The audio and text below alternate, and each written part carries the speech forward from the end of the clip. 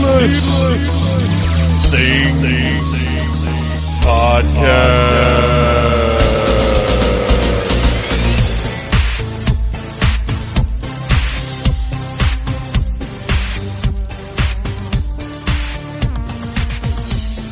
Hey, Phantomaniacs, welcome to the newest episode of the Needless Things Podcast, where we talk about toys, movies, music, and all manner of pop culture dorkery. I am your host, Dave, and I was almost going to see Pacific Rim Uprising tonight, and then I didn't. I think neither myself nor my son had enough enthusiasm to really leave the house on a Thursday to do that, and I had plenty of stuff to do here in the Phantom Zone. I have been constantly reorganizing things. If you follow me on Instagram as Phantom Troublemaker, actually I might just be Phantom Troublemaker on there, I'm not sure. But anyway, if you're following me on Instagram, I've been using the stories function more, which I like. I find that I get more response out of the stories than I do from the app itself. And a lot of people have been complaining about Instagram lately. It's still my favorite of the social medias because I like just putting up a picture, whatever like hashtags you want to use will get you additional views from people who may not follow you. However many words you need to put in there, whatever. Links are a little dodgy. It would be nice if you could actually put links into the caption, but, you know, whatever. I like Instagram. I still like it. No, it's not as good as it used to be, and the ads are annoying, but I'm enjoying the stories lately. I'm digging those because people see your stories. If they're following you, they see your stories just by going through and watching all of the stories. So I dig Instagram still. I wish it was better than it is, but it's better than Facebook, and it's better than Twitter. And gosh, that's kind of it now. LinkedIn? Phantom Troublemaker on LinkedIn? Is that a thing that should happen? No, it's not. I actually, last year sometime, foolishly joined LinkedIn as me, not for any of this business, but for actual job stuff, thinking that I would make connections and it might be a useful tool and I could see, what other opportunities might be out there for somebody with my particular skill set, not just this stuff, but my actual day job skill set. And it's just another bullshit program where you get constant emails until you turn off your subscriptions, and dumb. It's crap. It's garbage.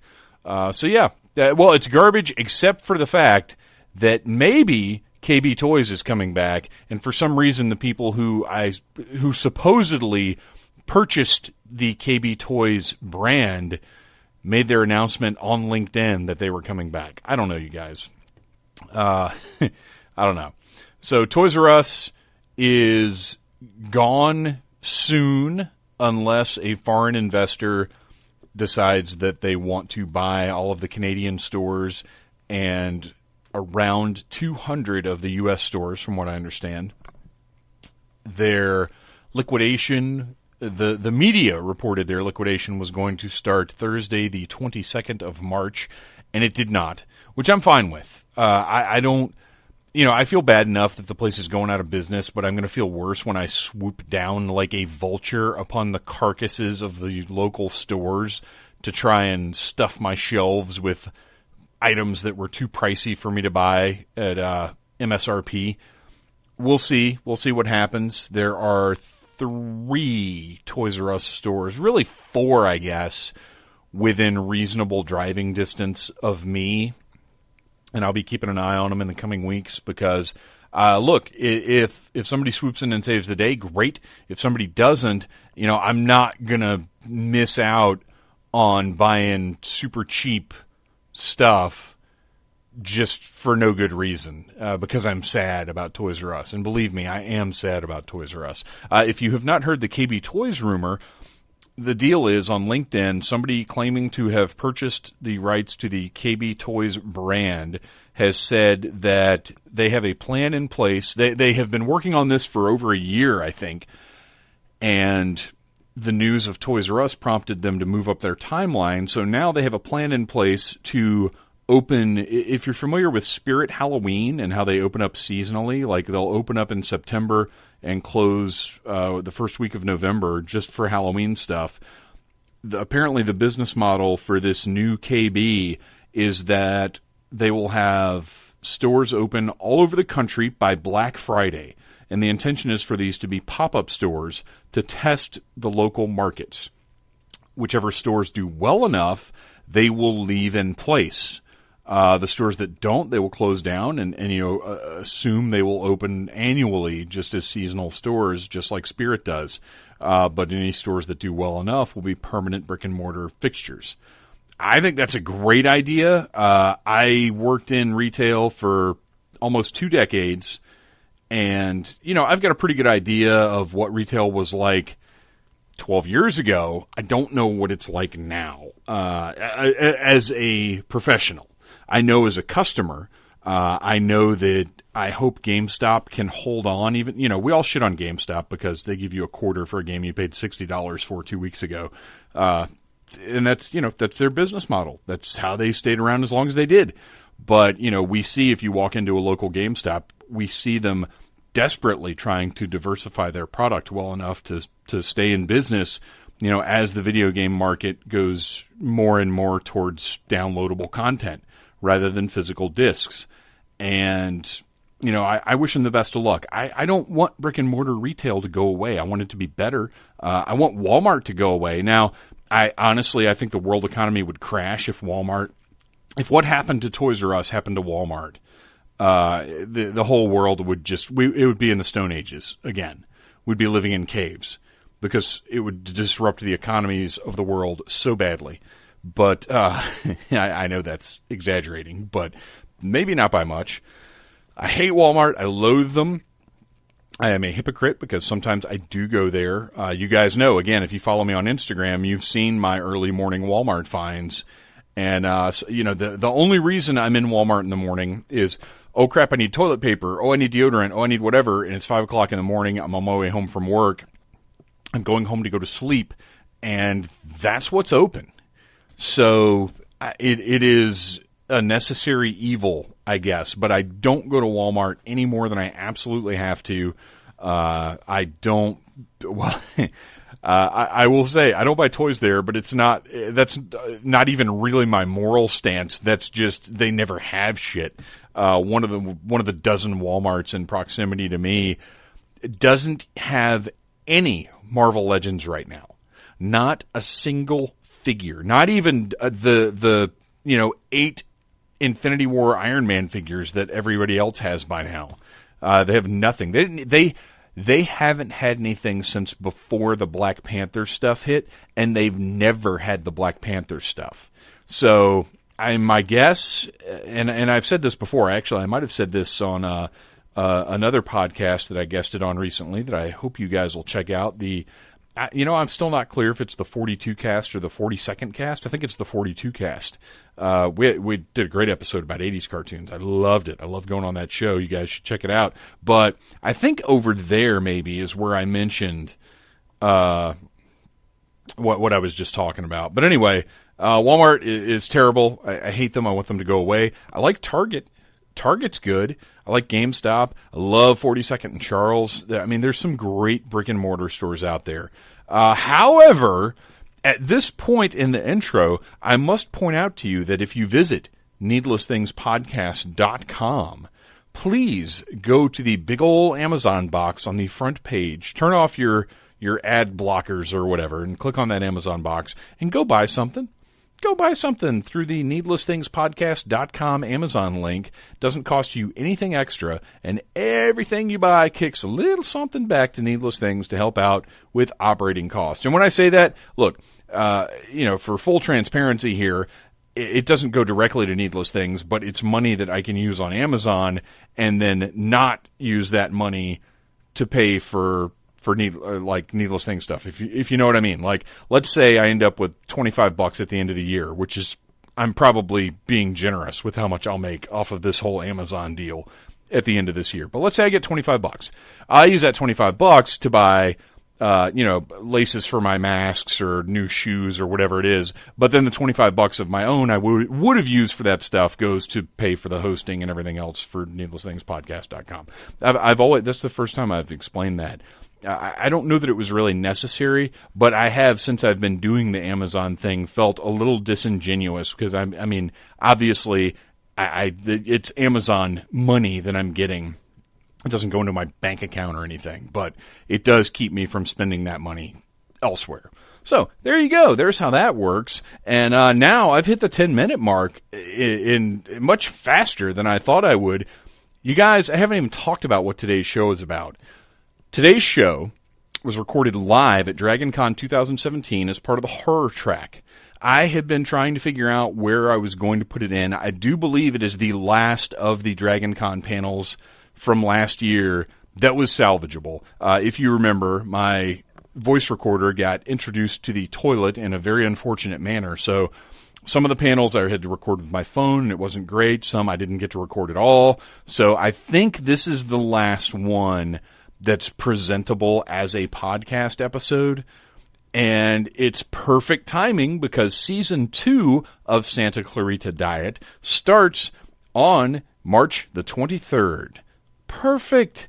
What that means is I moved the Missy Suicide of the Suicide Girls interview back to next week. So next week on March 30th, you will have the much hyped, much awaited, and truly excellent and fun interview with Missy Suicide.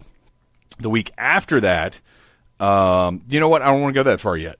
Because really all we need to do is hype today's Santa Clarita Diet panel with E.J. Stevens and James A. Moore. And next week, Missy Suicide right here on the Needless Things podcast. So without further ado, I'm excited because this, in retrospect, I did a lot of fun stuff last year.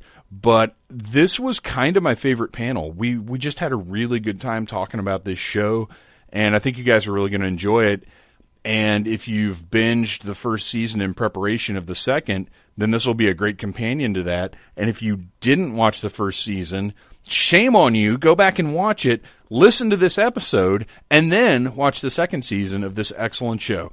Meanwhile, I'm going to try and find out more about this whole KB Toys situation because you guys, you know it's important in my life. Anyway, here's a little something from Santa Clarita Diet that I absolutely loved. And then stick around for a great, great live panel from the DragonCon horror track.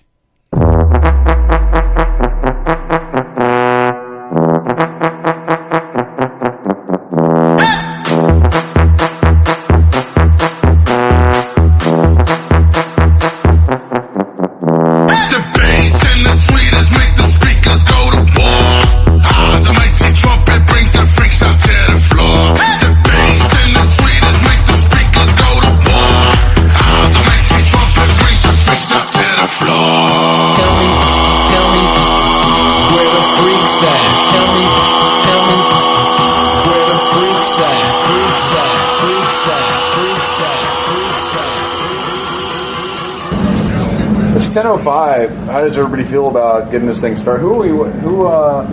It was going to be me, and I think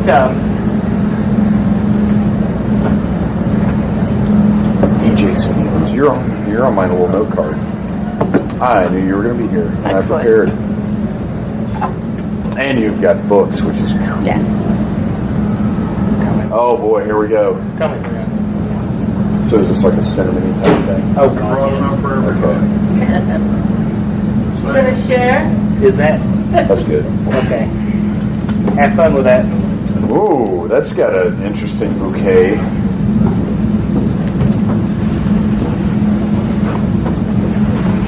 And if anybody wants, That's a licensed whiskey, all right. Woo! All right, now that that's out of the way, are we ready to talk about Santa Clarita Diet? Yeah, all right. For me personally, the surprise hit of Netflix, and I'll just tell you guys right now. First of all, it's 10 p.m., so it's entirely possible things will get slightly more explicit than they do at 1 p.m. And for me personally, as far as working Dragon Con, this is my first year doing 12 panels, which for some people is not very many. For me, it's a lot. This is panel number 12, and if I shit the bed, I apologize. But I think we're going to have fun because this was a fun show, and I'm excited to talk about it. And as well as my excitement, we have two other excited people ready to talk. First of all, James A. Moore. I write horror novels, I write science fiction and fantasy novels, and love the show. I'm E.J. Stevens. I have 4 series, the Spirit Guide series, the Ivy Granger Psychic Detective series, the Hunters Guild series, and the upcoming Whitechapel Paranormal Society series. I write primarily urban fantasy and Victorian Gothic horror, or dread punk, as we've been calling it here. And I absolutely love this show. I've watched it twice already. Now you've got a couple of books right in front of you. Yes. Are you here? Are you somewhere here at Dragon Con where we can get your books? Actually, my signing was this morning. So I have a few copies of books with me, and I have a special convention price for those. And this is my 18th book that just came out. It's my newest release, Tales from Harbor's Mouth. It's a great way to get into the Ivy Granger series. And Hunting in Bruges just won a Raven Award, and last week was #1 in vampire horror on Amazon. And this is a spin-off from the Ivy Granger series and can be read as a standalone. And Thank you for I'm letting me sure hawk we my can books. find these online as well. Absolutely, and if you come up afterward, I do have, for about the first 10 people that come right to the table, I actually have some Ivy Granger passports, which have a code for a free book inside. If I run out, you can go to my website. I have cards for those, and you can get a free book if you sign up for my newsletter.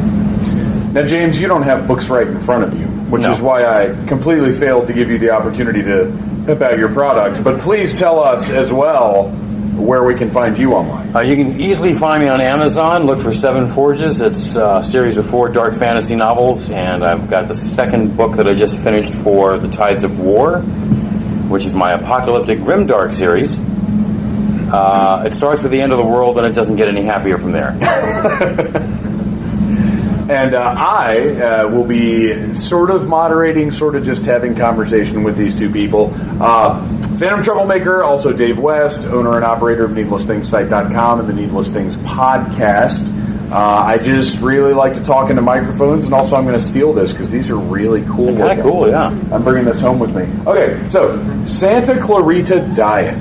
Before we actually start talking about the show, I want to talk a little bit about our expectations for the show, and because personally, all I knew was that, hey, Drew Barrymore has this Netflix show coming out where she has to eat people or something. That was literally all I knew about the show going into it. So my expectations were, I really, really like Drew Barrymore. Oh, Timothy Olyphant's in it too. I liked him on Justified and Deadwood, which, if Justified and Deadwood are your only frames of reference for Timothy Olyphant, you're in for a surprise with this show.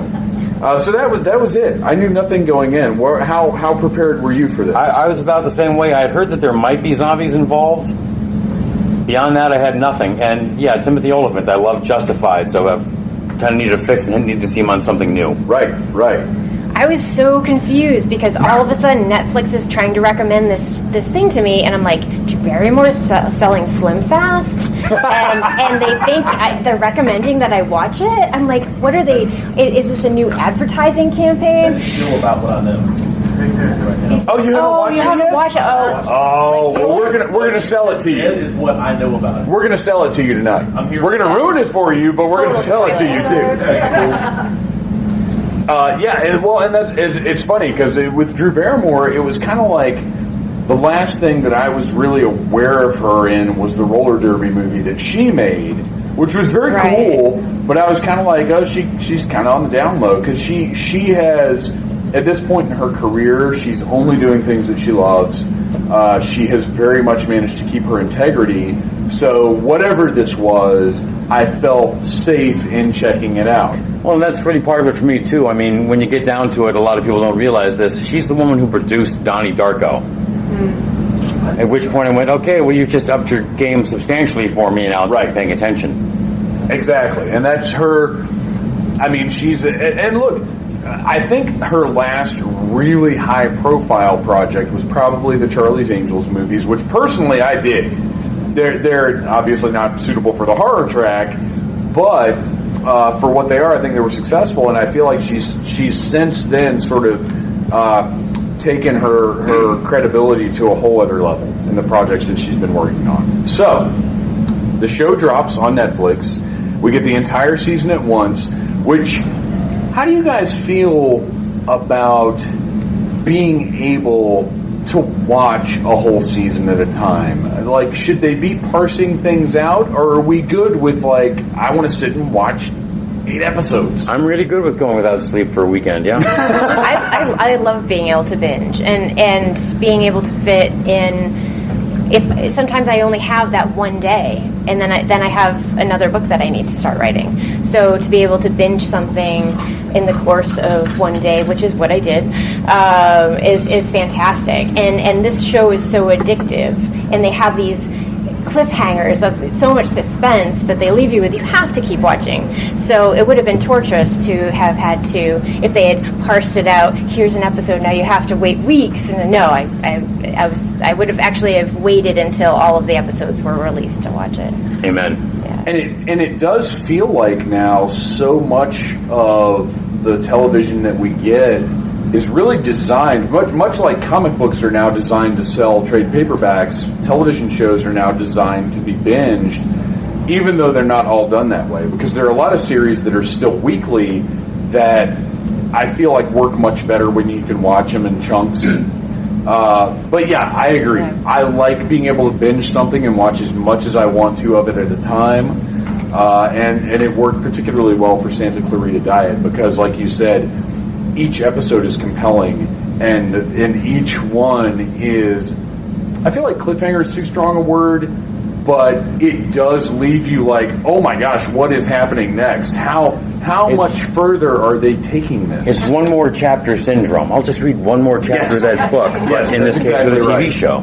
That's exactly right. I'll just watch one more. I can still get 2 hours sleep. It's okay. So, and this is when I had Derek on the Needless Things podcast. This was my comment to him because we had to talk about it a little bit. My mom, who is 72 years old now, don't tell her I told you that. She loves Drew Barrymore because we all, like, I grew up with Drew Barrymore, like parallel to her. But my mom, she knows her too. Obviously, Drew Barrymore is a pop culture icon. There's nobody, certainly in America, that doesn't know who she is.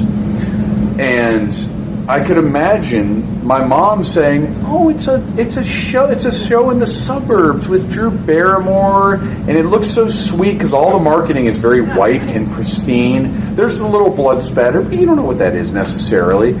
And I could imagine my poor mother tuning in and thinking, "Oh, this is going to be a fun little suburban family thing where maybe she's having a little trouble with her tummy because she's a mom now." And that scene in the house that they're trying to sell. So much vomit. So much vomit. And that was the point. And I feel like there's not even, this isn't even a question, but for me, that was the point where I said, "Oh shit, what are we into?" Was that did that shock you guys as much as it did me? I was laughing so hard. Yeah. That was on par for sheer blood in the Evil Dead movies. I'm like, yes, there shouldn't be that much puke in a human body ever. And I didn't. It was one of the most wonderful surprises of the last probably 20 years for me, because I didn't ever expect. So often entertainment now is predictable. We know what we're getting. We see trailers for things, and the trailers give away everything, the whole premise before we've even seen the product. But this, we get to that scene, and she vomits for like 8 minutes straight, and I was horrified and delighted at the same time, which is, for me personally, like, that's my cornerstone for good horror. I want to be repulsed but also like, oh, this is wonderful. And that's how I felt when she was just blowing it up. And also at that point, there was that another key element is the disorientation of we don't know what's happening. So Just know it's something bad. yes, it's something awful. And this is also by this point, I do want to talk about Timothy Olyphant's performance because, like I said, if you only know him from Deadwood and from Justified, his comedy game is on point. So much better than I anticipated. I knew he had the dry humor from Justified, but he carried off the slapstick levels on this better than I would have expected in a million years.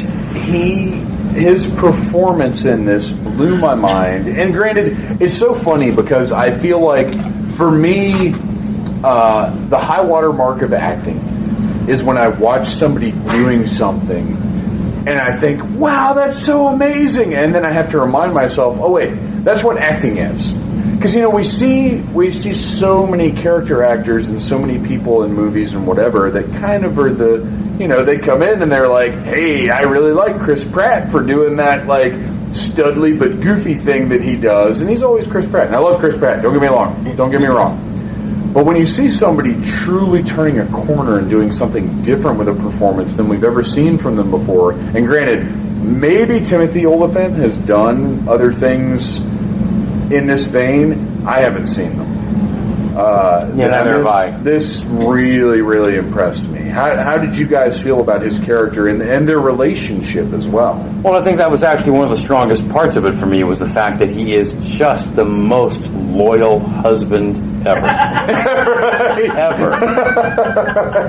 Gosh, dear, things have gone possibly worse than I could have ever thought possible, and yet I'm going to help you clean this up. We're going to fix this. His mantra is, we're going to fix this. I love when he's trying to process and he goes and he's trying to look at the stethoscopes and Ramona comes over and she's like, my manager says to come over because you've been looking at those for a really long time. And he just like starts unraveling because at home he's trying to keep that smile all the time and be supportive of his wife, but he's just having this moment and it's so perfect and then that again that humor coming in where he's like, but there's the single head and the dual head, and she's like, the single is one and the dual is two. and he's just he's just having this total meltdown and that there's those moments that feel so real. Like, I feel like if I was experiencing this, if I had a significant person in my life and they just like vomited up an organ and they suddenly don't have a heartbeat and I'm just like trying to cope, you would do those things like, okay, I'll go to CVS. I'd like buy some Band-Aids and some vomit medicine and a stethoscope to see if but you're not really equipped for it. You're trying to just go about it in a really normal fashion, but you're just totally not equipped. They pull off that with such humor that it's fantastic. Well, they used that sort of frog in boiling water thing, where not only do the characters not realize just how bad things are getting, but the audience also, like, that's what I love the most about this show, is it really took us for a ride. Because we didn't know, it utilized the tropes that we're used to in zombie fiction, but at the same time it did it in such a way that every turn was unexpected and was a surprise. Well, I think they mastered using absurdity and comedy together properly. Mm-hmm. And that's a very delicate balance. I've seen a lot of people try it and fail miserably. But on this one, he's the loving, doting husband whose entire world has just imploded in the worst possible way. And he's still a cheerleader. I would go so far as to say that this was almost Coen Brothers level of... Yeah, I'll give you that. Of absurdity and ongoing, just rising conflict. right up to the season finale, which we'll get to, but it just kept getting more and more ridiculous. But the way that they built these characters kept us along for the ride. There was no point where you could feel comfortable checking out and saying, okay, I don't buy this anymore. They really had levels of what the audience could accept. It was a very smart way of introducing this insane premise. We also, since we're talking about the family, Drew Barrymore, we have to talk about how subtle her character changes were as the series went along. They did a very efficient job, and there's nothing I love more than efficiency in storytelling. We got to know her character very quickly. That she was a little uptight, she was sweet, and within the first probably 15-20 minutes of the first episode, they established who she was. We all had that feeling of, okay, I know that person. I know her. And as the series went along, turned that on its head as we saw the changes start to take place, where she got more aggressive. She started, and it's probably an interesting metaphor for the suburban house mom. I've been married for 12 years now. I am married to a suburban house mom. Her job is being a mother, which is a job I couldn't handle for sure. So we see this sort of archetypal mother figure, and it's the typical suburban mom thing, but escalated because she has to eat people. Yeah, and I never expected to see a performance like this out of Drew Barrymore, because she handles the comedy perfectly, but there's drama as well. When just seeing the family dynamic, and we have to talk about the kids here, because the daughter on this show, and I have made notes because I'm terrible. Liv Hewson as Abby.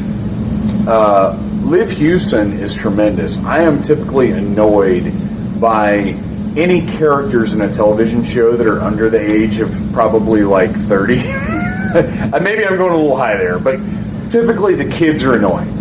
Well, they're portrayed that way. Yes. Endlessly portrayed that way. And we've actually talked, if you've been in here for any other panels this weekend, we've actually talked about how in modern movies, there's actually a problem, because when you go back to the 80s of horror movies, the kids are somewhat likable. Like, you kind of like the kids, and you kind of don't want them to die. But now, the kids that are portrayed in movies and television are annoying, self-absorbed, like, you don't care. But they did such a good job with Abby and Eric on this show, which, by the way, Skylar Gisondo, put that guy in everything. He's Eric, he's the neighbor, the nerdy guy with the I hesitate to say it, boy, he's abusive stepfather. But the kids on this show were fantastic. Do you guys kind of have the same feel where generally kids are annoying, but... Yeah, but I think both of these had a really good chemistry. Yes. I think generally as directions go, they avoided the stereotypes that are out there and made them more human. One of the things that really stood out for me, and if you've read any of my books, you know that I always put these really strong female characters in. And while watching the show, and especially the second time around, it really struck me how Abby and Sheila are the really strong characters that make all the decisions. Yes. They make all the decisions, and Joel and Eric are the weaker characters who are kind of in the corner going, I don't know what to do. They're not the ones actually making the decisions and being decisive. Well, literally, Eric, all he has is he's the information exposition guy. Like, he is, we need to figure out what's going on, and I'm that guy. And Joel is literally, for the entire season, is this.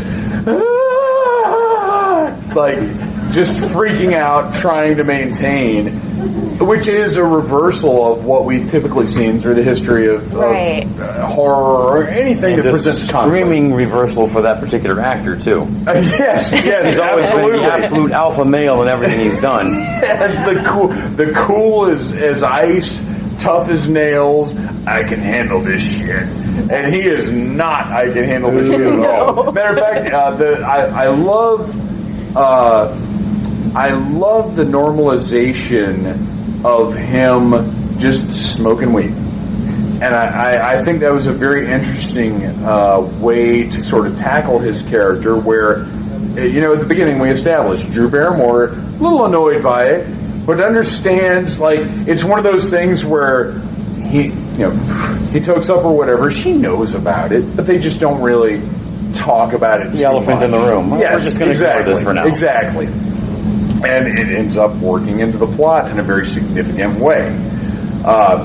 And that scene, again, turning things on their head. Everybody in here has seen the show, except for this gentleman right here. We've seen the show, so we know that Sheila and Joel come to the decision. And I have my notes here because I have this strange mental defect where it takes 2 to 3 seasons of a television show for me to remember anybody's name at all. So Sheila and Joel decide, okay, Sheila has to eat people. We have to make this happen somehow. And we go to I don't know that it's quite a trope, but if we just kill bad people, it's okay. People, yeah. Which makes it palatable for the audience. And so they decide, well, there's this horrible drug dealer that's dating the underage friend of our daughter. Obviously, we can kill this guy, Sheila can eat him, and we'll be doing the world a favor. And Joel ends up having this conversation with this horrible drug dealer where everything gets turned around. And as we're watching, what was your reaction to that scene? Because I loved that scene where they've laid out the Dexter-style plastic, which I think there were so many nods to other horror series and movies in this that were very subtle but also very fun. How did you guys react when that scene was happening, when we were discovering, like, they're not going to be able to do this? I thought it was a flawless fish out of water syndrome for Joel, especially. He's just like, it's not going to work. And it was hilarious. You have, the rain ponchos and her dishwashing gloves, and then that ridiculous phone ringtone. Can we talk about her quacking ringtone? Yeah. What is that even? In their petty little argument where he's like, people really don't like that ringtone, and she's like, customers love the ringtone. He's like, no. No, they don't. And actually, that's one of the things I really like throughout the show is they have these little petty moments where, like when they have to dispose of Gary in the desert, and they're like slipping and sliding and guts and everything, and it's so disgusting. You're gorgeous, like right up here, but they start arguing over the lid because she misplaced the lid, and then she's like, well, I'll find it later, and he's like, but what do you expect us to do? Like bring this home and wash it and put our tax returns in it? Like, we're burying it in the desert with a body, and she's like, but they're those moments that make it real but funny at the same time. Well, and that, I think, is what captured us so much, is that, I think in different hands, they would have tried to make Joel and Sheila the perfect couple, and that would have taken a lot of the audience's investment away, because there are no perfect couples. No. And I think showing us the little bits of nitpicking and the little arguments, the scene where, okay, I'm sorry, I have to refer to my list. Dan, we like Dan. Who's the dickhead cop? Rick. Okay, let's talk about Rick for a minute. Yeah.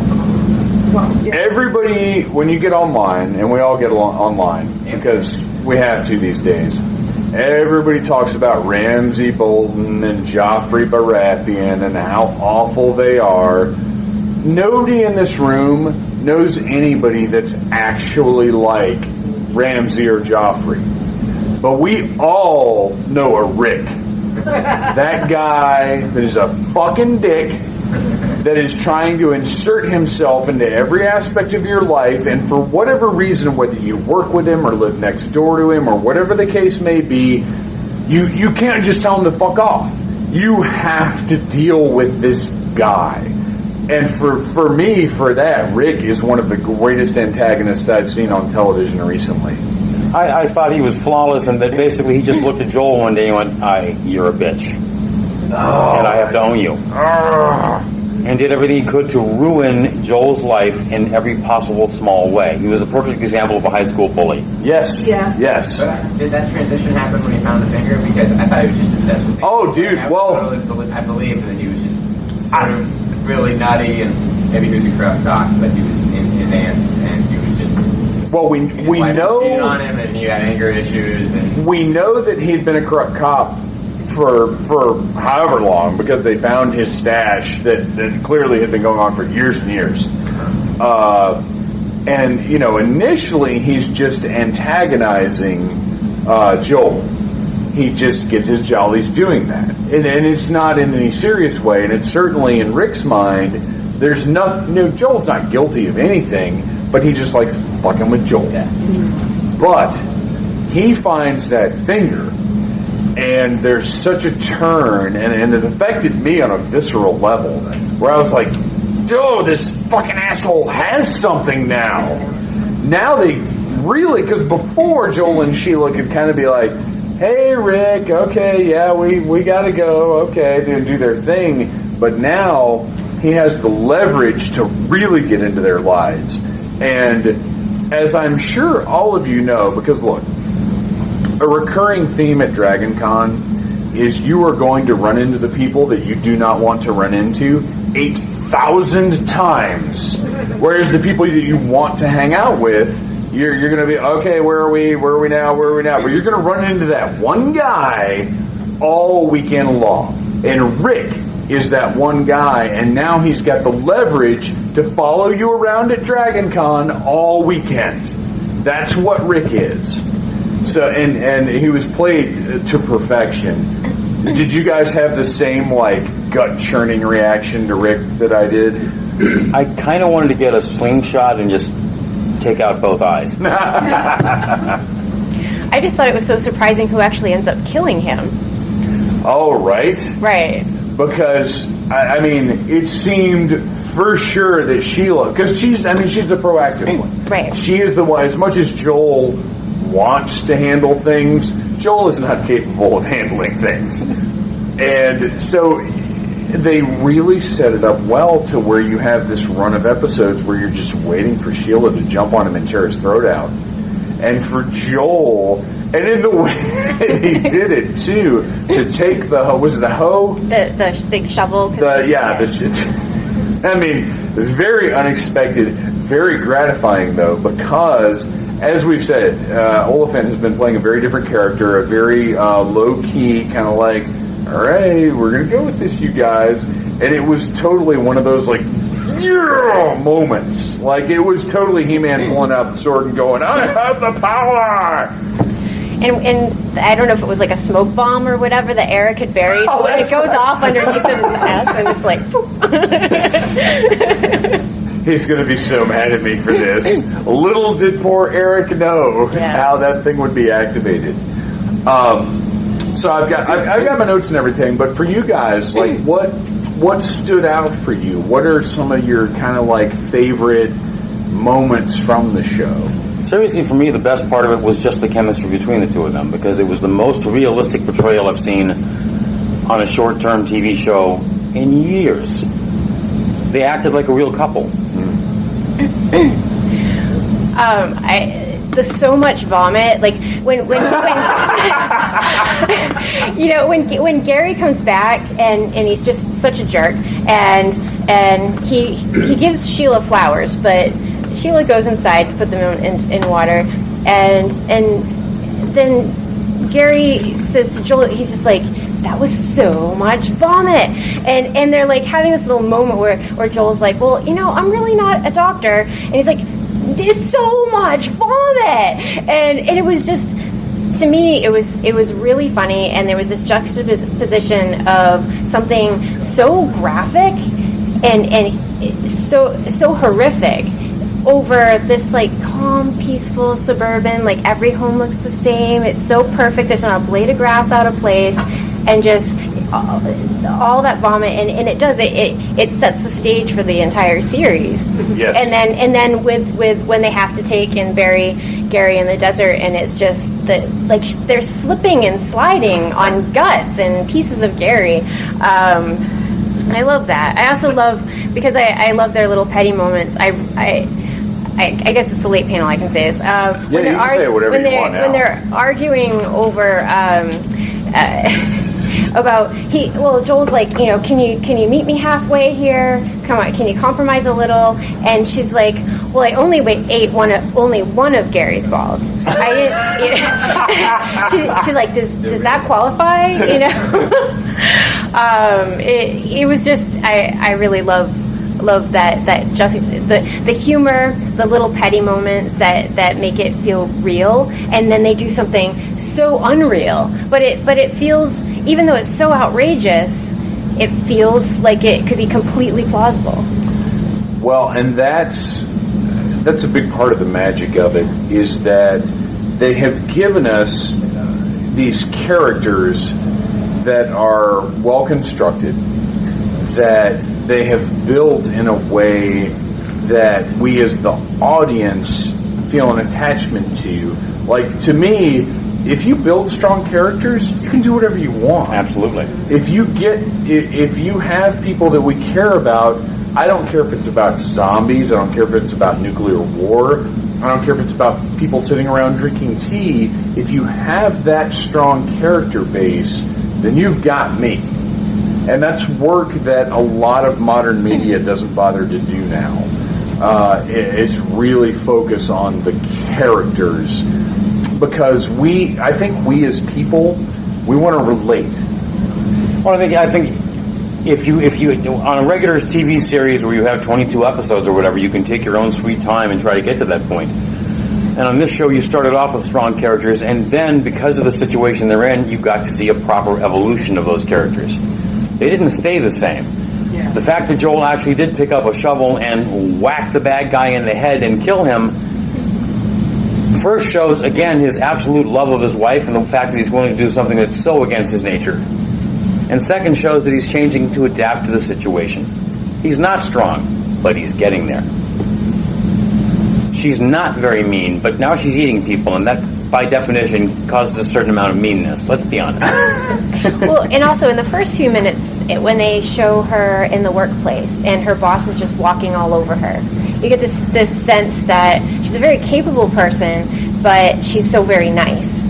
And she doesn't want to rock the boat. Exactly. And then later on, when she confronts the principal, and you think that she's not going to be able to control her urge to actually just kill him, but she kind of takes a moment, a breather, and then she uses her words. And that was another thing that, for me, as someone who uses words for my job, I love that there's an underlying, it's not obvious, but there's an underlying theme of the power of words. And you see that when Sheila is telling people to be your best self, follow your truth, and all of a sudden people are making huge changes just by her saying that. They start buying vehicles and booking trips and everything, and also her message to Abby when Abby discovers them in the desert and they're burying Gary, and she says, Gary was a bad man because he didn't listen to my words. And just seeing that it was an interesting thing that kept coming up about the power of words, and someone was good or bad or could change things with their words. And that was definitely another way that the show kind of subverted my expectations, because there were so many situations where we thought, okay, this is it. This is where she's going to go bonkers and tear this person apart, and she didn't. Right. She uses her words. She maintained. And she did what people would do in the real world in that kind of horrible situation. You have to choke it down and deal. Yep. Real quick, on a sidebar, I want to talk about the hilarious and incredible relationship between Lisa Palmer and Ann Garcia, Rick's wife, and the sheriff's deputy that came about later in the season, where after Rick has passed, we start to see this interesting closeness between Mary Elizabeth Ellis, who we know from It's Always Sunny in Philadelphia, and I loved seeing her in this because she's she's the waitress in It's Always Sunny, and she's been in plenty of episodes, but she doesn't get to do as much as I'd like to see her do, and she got to have a lot of fun in this show, I felt like. And Garcia, who Eureka, I believe she was on Eureka, and she's a sheriff's deputy. And after Rick has passed, we start to see this really interesting, they seem awfully close. What's going on here? Did you guys, were you entertained by that relationship as I was? But see, that again is one of the things that I thought was just brilliant about the show. They do things that are unexpected, but at the same time, you're like, okay, that makes sense. Yes. I don't know that I was entertained by it. I mean, I like that there's representation, but I don't know if I was actually entertained by it. Well, I liked the idea because to me, they had taken Mary Elizabeth Ellis's character and presented her as somewhat insatiable.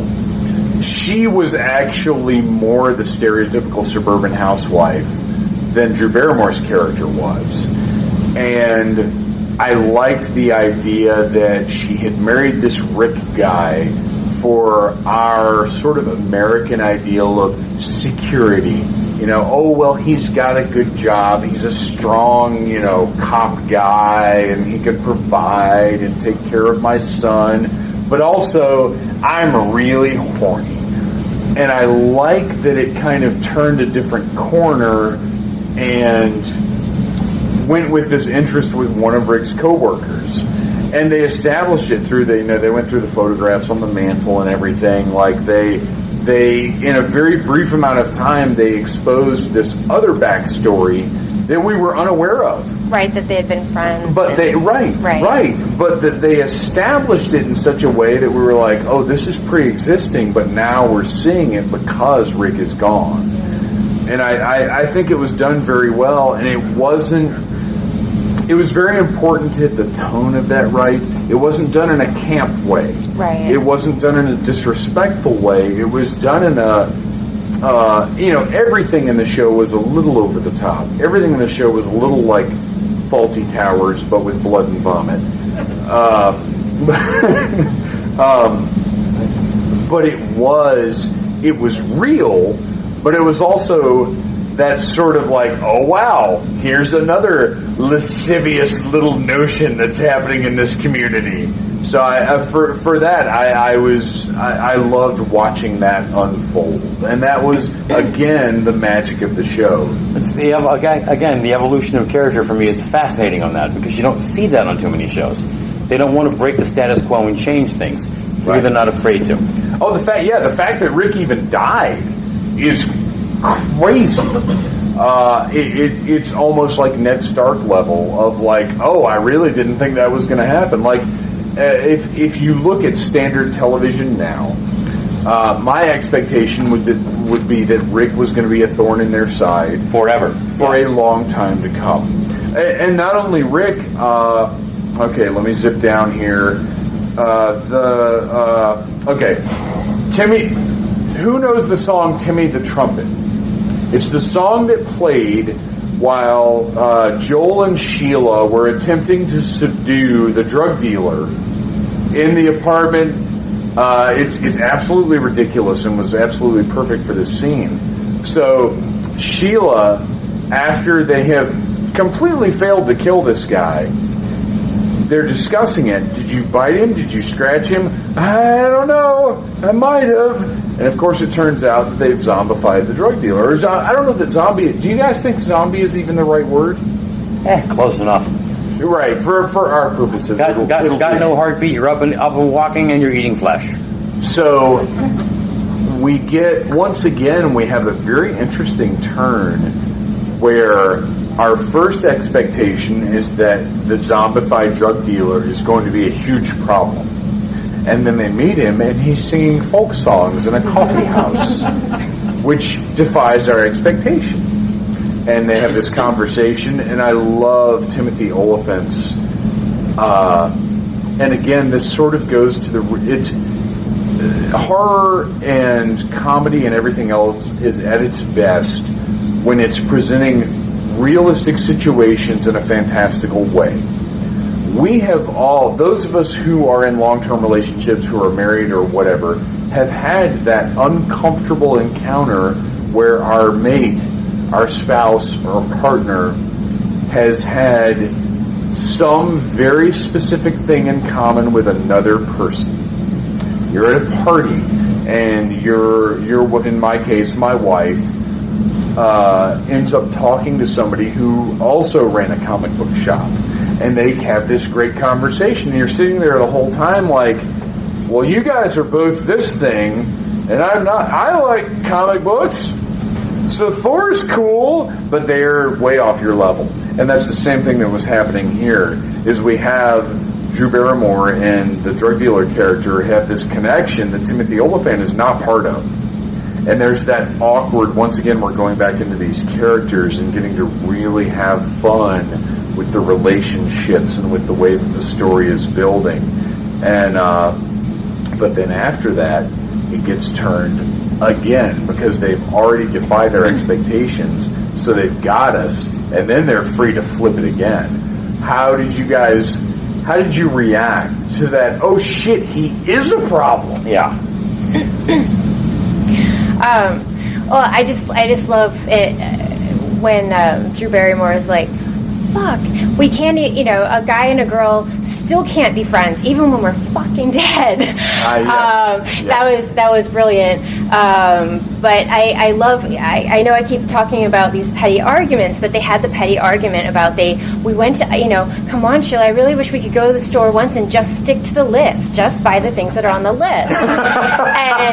and she's like, I needed a new hairbrush, and then she's like, so what was, the manicure kit that you got? And he's like, I needed it. So, but it turns out she ends up using that hairbrush to kill Loki.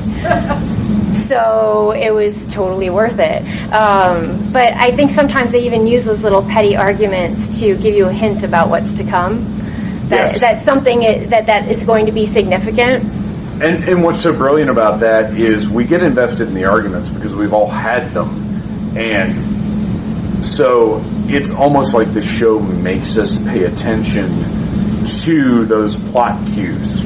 So it's a very clever way of, there are a lot of shows where you have to watch and pay attention to things to understand, like, reveals later on, and casual viewing doesn't do it. But in this, rather than expecting the viewer to sit there and take notes and pick up on everything, they use the story to grab our attention, so that later on when the reveal is made, we're already there with them. I don't really think there was a lot of wasted time put into dialogue or anything else. I think all of it kind of swerved in there beautifully. Yes. And I wish a lot more shows would pay attention to that kind of concept. Really, really solid writing, and much better than people give it credit for. I think it's a rare talent that the creative team for this show has to have combined, well, first of all, the cast. Look, any other cast couldn't have executed this as competently. I feel like every single person on this show is magic. Oh yeah. They were brilliant. And I hope they can do it for a second season. I feel like it's been, and I'm saying this, I feel like I have seen that it has been picked up for a second season. But I hope they can sustain. Oh, sure. Well, for the first season to have been executed as competently as it was, in my mind, that means they have a plan for at least 3, because the way that it ended. Oh, yes. For sure, they know what season 2 is going to be. Absolutely. And it's also kind of nice because, typically the first season of a television show is not as successful as this one. Because it takes a while to find its way.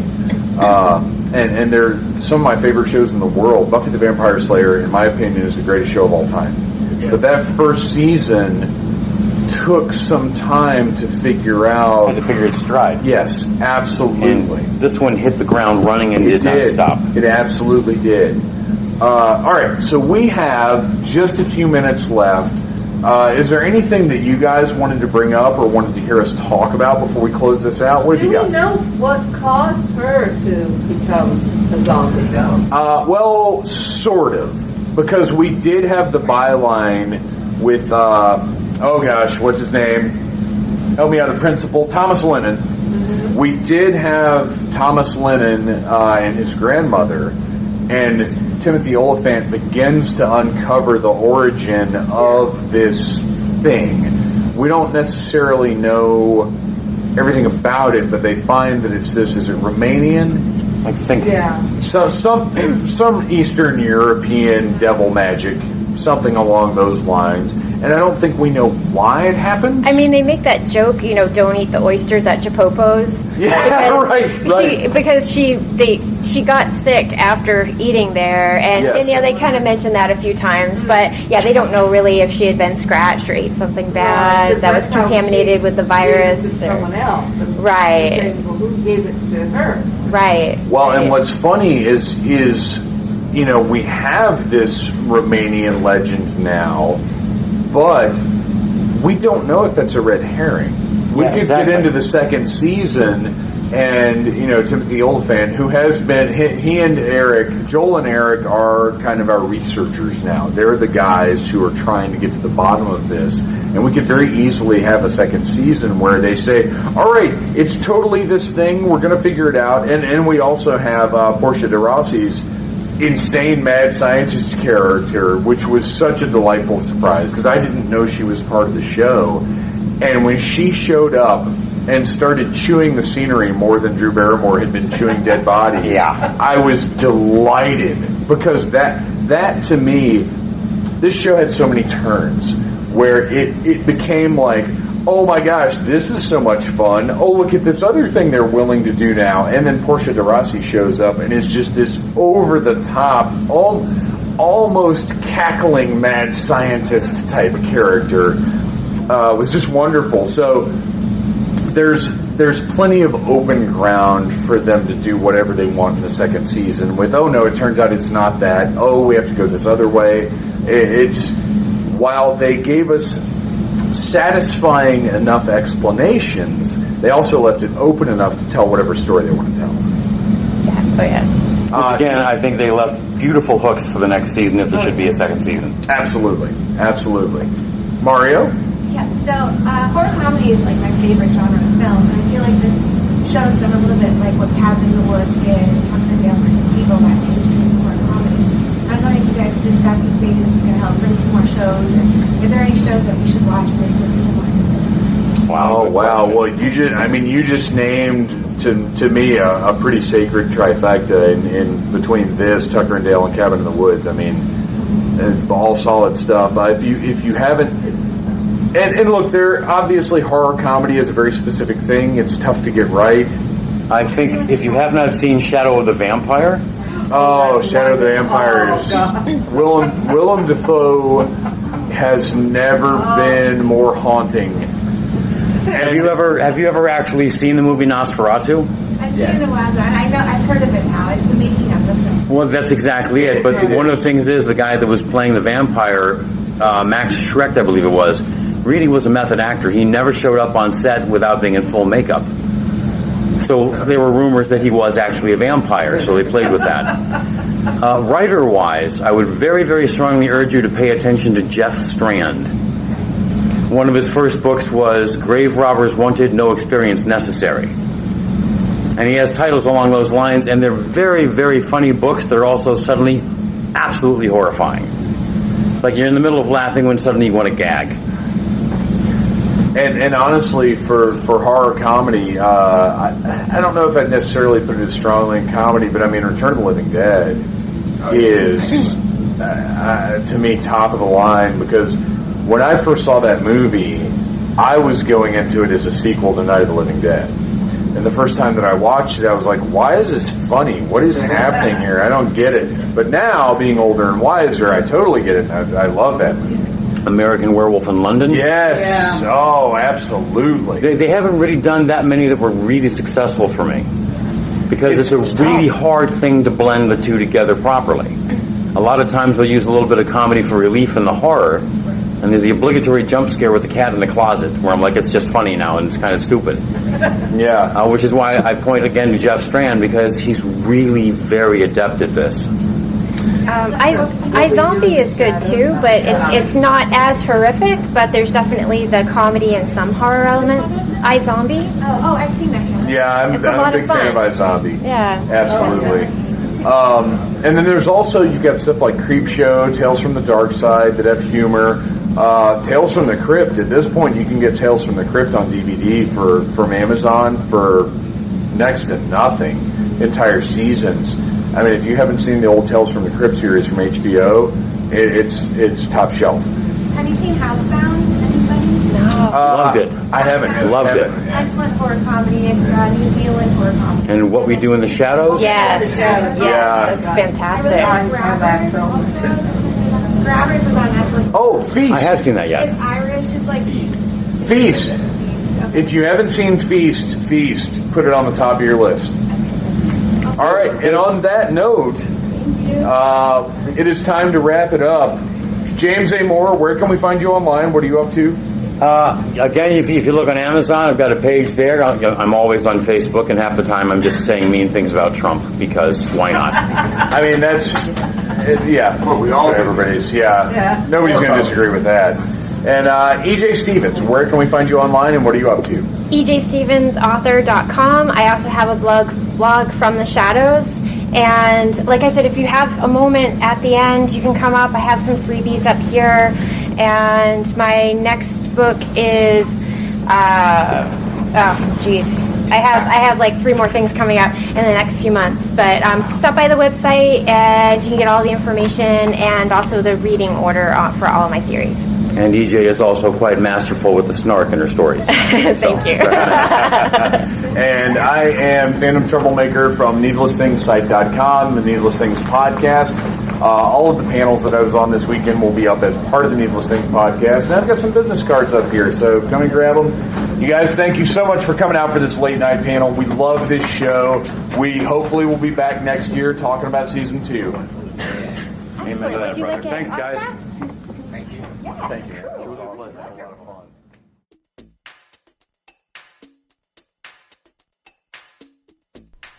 Now, some of you may not know this, but the horror track actually takes place in an airplane hangar underneath the engine of a Boeing 747. I'm just joshing you. No, we're sitting right under an air conditioning unit, which is why every horror track panel that I record has that turbine sound. Well, you know what? Let's put it a different way. We're recording on a starship, and that's just that Enterprise hum, baby.